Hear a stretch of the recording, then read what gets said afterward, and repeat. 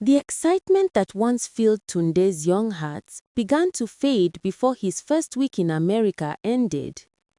The tall buildings and flashing lights that once looked magical now felt like cold reminders that he didn't belong. At first, Uncle Richard was warm and kind, showing him around the new house. But Aunt Grace, his wife, was not pleased.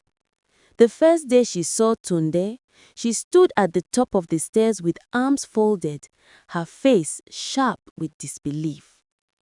"You brought what into my house?" she asked, her voice rising. "A village boy?" "Grace, he's my nephew," Uncle Richard explained gently. "He's just a child. He'll stay with us and go to school." But Aunt Grace's glare cut through his words. "Without asking me first? No, Richard. This house is not a charity home. Let him earn his stay." From that day, Tunde's dreams of school faded like footprints washed by rain. While his cousins left every morning with backpacks and laughter, he stayed behind to sweep the floor, wash plates, and cook meals he never got to eat on time. Aunt Grace gave orders like a drill sergeant. Every mistake earned a scolding or a slap. But there was one light in the house.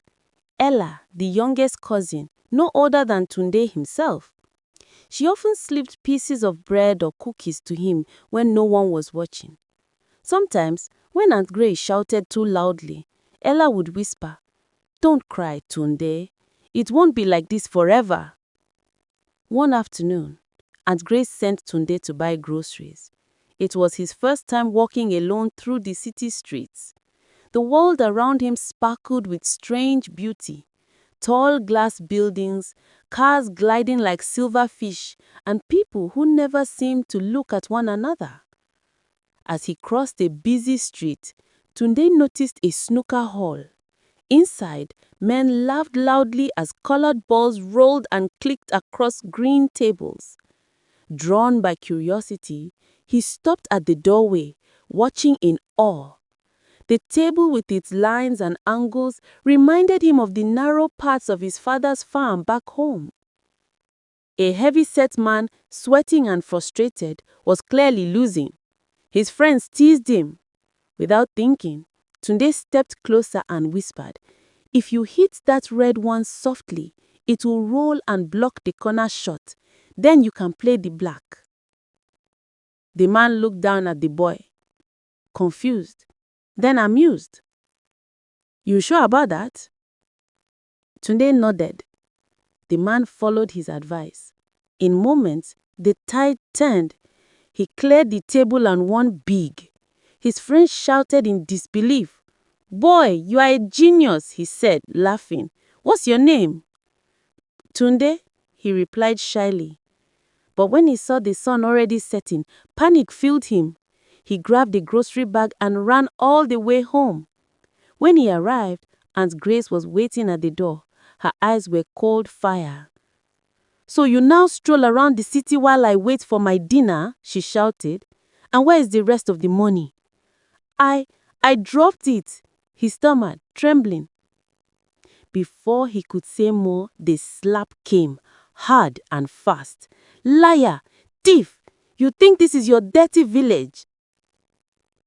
That night, Tunde lay on the cold floor of the storeroom, tears soaking his small blanket. His stomach growled from hunger, but it was the ache in his heart that hurt most.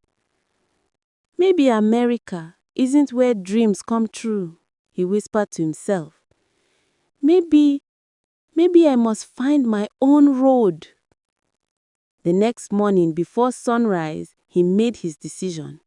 He packed his few belongings, a shirt, a photo of his parents, and a small notebook into a nylon bag.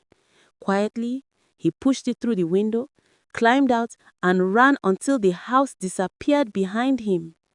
He wandered for hours until his legs gave up. At last, he sat under a bus stop shelter, hugging his bag tightly. He was homeless in a land of lights.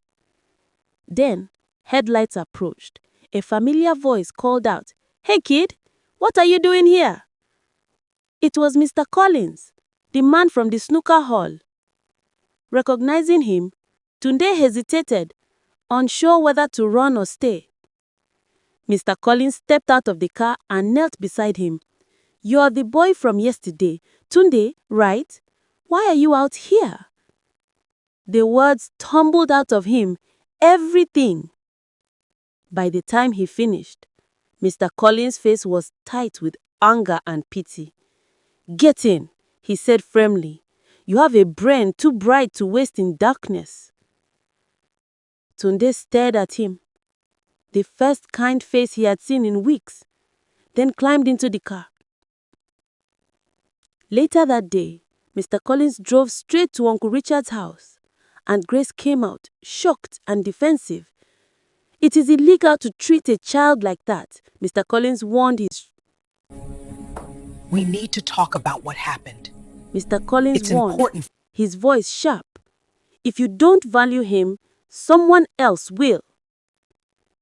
Uncle Richard stood speechless, shame clouding his eyes. Tunde, standing quietly beside the car, looked once more at the house that was never really home. "I'll stay with Mr. Collins. Please tell my parents I'm okay." Uncle Richard nodded weakly. As the car drove away, Tunde looked out the window, the same way he had on his first flight to America, but this time, his eyes were not filled with wonder. They were filled with determination. A new road had begun, not paved with gold, but with courage.